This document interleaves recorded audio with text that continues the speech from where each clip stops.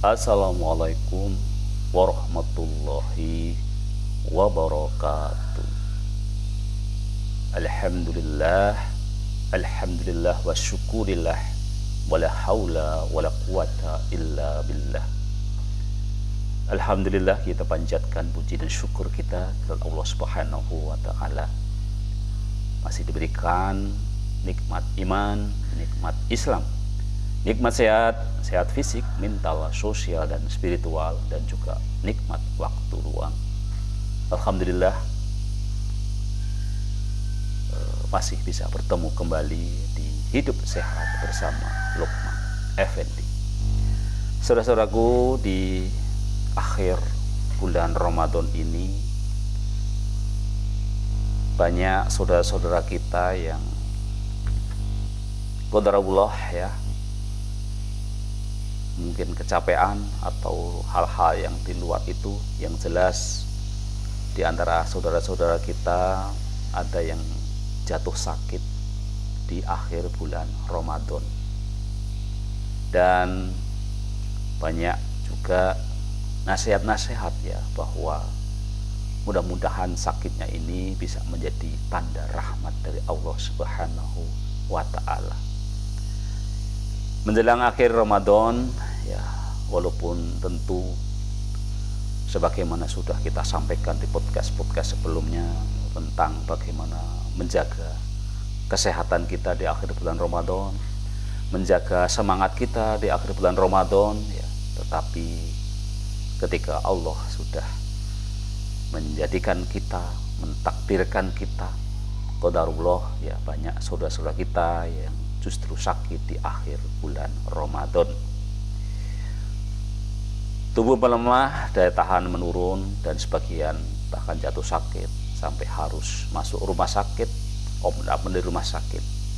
Padahal 10 hari terakhir Ramadan adalah momen paling sakral yang penuh dengan keutamaan, salah satunya adanya malam 1000 bulan, malam Lailatul Qadar. Fenomena sakit ya, kejadian sakit di penghujung Ramadan ini membuat sebagian orang bertanya-tanya, apakah ini semata kebetulan atau ada makna spiritual di baliknya? Dalam Islam tidak ada satupun takdir yang terjadi tanpa hikmah. Ternyata sakit yang datang menjelang akhir bulan suci justru bisa menjadi pertanda kebaikan, bahkan penghapus dosa, seperti yang disampaikan Kiai Abdul Fattah Al-Hafidz. Yang pertama, dapat menggugurkan dosa kalau dijalani dengan sabar ya. Saudara-saudaraku yang dimuliakan Allah, sakit itu di akhir bulan Ramadan ataupun juga di hari-hari yang lain, yang pertama, sakit itu sesungguhnya adalah ujian dari Allah. Sehat ujian, sakit juga ujian dari Allah. Sakit seringkali dianggap sebagai ujian dari Allah Subhanahu wa ta'ala. Ujian ini bertujuan untuk menguji kesabaran, menguji keimanan kita, menguji ketekunan seseorang dalam menjalani hidup. Ketika seseorang sakit, ini adalah kesempatan untuk mendekatkan diri kepada Allah melalui doa, melalui istighfar, dan juga refleksi diri. Kesabaran dalam menghadapi sakit itu sendiri dianggap sebagai bentuk ibadah yang sangat dihargai dalam Islam. Di saat kita sakit, biasanya kedekatan kita terhadap Allah Subhanahu wa ta'ala jauh menjadi lebih mudah kita dekat ya, karena kita seringkali lupa ketika kita sehat, lupa bersyukur ketika kita sehat, sehingga tidak mudah kita mendekatkan diri kepada Allah di saat kita sehat, dan menjadi sangat mudah kita mendekatkan diri pada Allah di saat kita sakit. Bacaan istighfar kita, bacaan doa kita ya, refleksi diri kita jauh punya makna yang lebih mendalam ketika kita menjadi sakit, atau juga ketika ada keluarga kita, saudara kita yang sakit. Selain sebagai ujian, sakit juga dapat berfungsi sebagai penghapus dosa. Dalam beberapa hadis disebutkan bahwa sakit dan kesedihan dapat menghapus dosa-dosa seseorang. Namun penting untuk diingat bahwa penghapusan dosa ini sepenuhnya tergantung kepada kehendak Allah Subhanahu wa Ta'ala.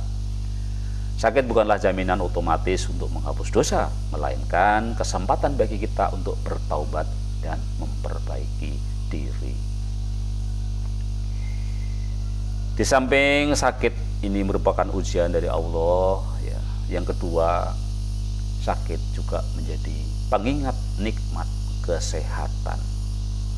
Banyak orang yang lupa nikmat sehat dan baru ingat ketika kita sakit. Sakit di akhir Ramadan juga berfungsi sebagai pengingat akan nikmat kesehatannya yang telah Allah berikan selama ini, ya.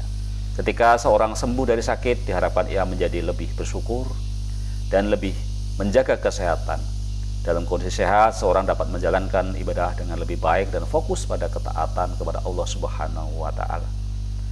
Meskipun lagi-lagi ketika kita sehat, kadang-kadang kita justru lupa, ya. Hikmah lainnya dari sakit adalah pelajaran berharga untuk lebih menjaga kesehatan fisik dan spiritual di masa mendatang. Sakit dapat menjadi momen refleksi, momen merenung, momen mengkaca diri untuk mengevaluasi gaya hidup, mengevaluasi kebiasaan-kebiasaan yang mungkin kurang sehat. Dengan menyadari betapa berharganya kesehatan, seseorang diharapkan lebih peduli terhadap tubuh dan jiwa mereka. Selanjutnya, sakit juga memberikan kesempatan untuk mendekatkan diri kepada Allah Subhanahu wa Ta'ala. Sakit bukan berarti terputus dari ibadah. Justru dalam keterbatasan fisik, seseorang bisa lebih fokus pada ibadah hati seperti zikir, doa, dan istighfar.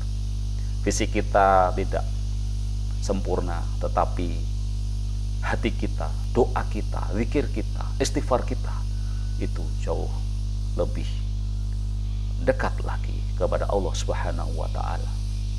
Dalam Islam, semua bentuk ibadah bernilai tinggi, tak harus yang bersifat fisik semata. Dalam kondisi lemah dan tak berdaya, seseorang cenderung lebih sering mengingat Allah. Ini bisa menjadi saat yang paling spiritual karena hubungan antara hamba dan Sang Khalik semakin intens. Hati menjadi lebih jujur, doa lebih dalam, dan rasa pasrah menjadi lebih kuat.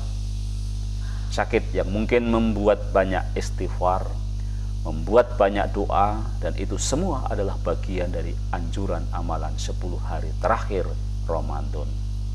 Ini membuktikan bahwa sakit bisa jadi sarana mendapatkan diri pada Allah Subhanahu wa Ta'ala yang menjadi lebih khusyuk, lebih dalam, dan lebih membekas. Saudara-saudaraku, di saat kita sakit, maka kita diperbolehkan tidak puasa sebagai rukhsah dalam Islam. Islam adalah agama yang sangat memanusiakan. Ketika seorang muslim sakit berat dan tidak mampu berpuasa, ia diperbolehkan untuk tidak berpuasa dan menggantinya di waktu yang lain.